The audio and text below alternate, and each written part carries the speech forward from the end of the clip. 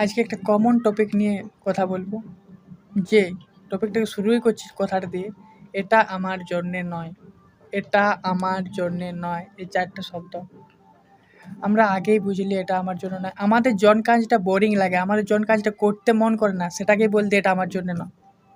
অনেক লোক আছে, অনেক ছেলেকে দেখেছি, অনেক ছেলের কাছে আমি শুনছি। আমি একটাই কোয়েশ্চেন করছি শোনার পরে, যে এটা তোর জন্য নয়, তুই কী করে বুঝলি?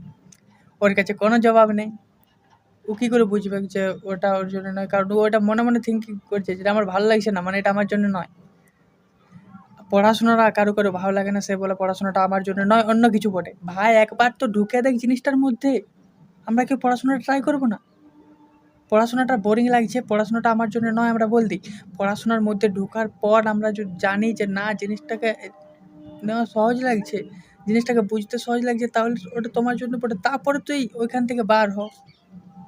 কিন্তু না, অনেক অপশান আছে লাইফে, আমি বলছি অনেক অপশান আছে লাইফে। লাইফটা ছোটো নয়, লাইফটা একটা কোশ্চেন পেপারে লাইফটা আটকে থাকবে না।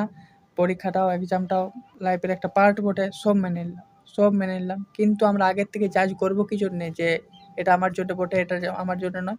আমরা বুঝাই করে দেবো আমার জনটা বোরিং লাগবে, সেটা আমার জন্য নয়। কী কথা এটা?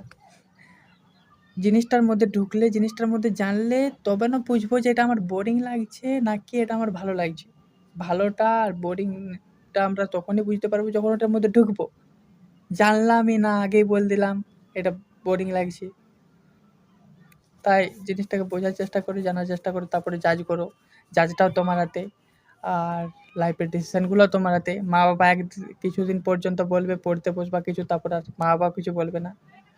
তাই নিজে এবার জানার চেষ্টা করো, বোঝার চেষ্টা করো, তারপরে কাজটা করো।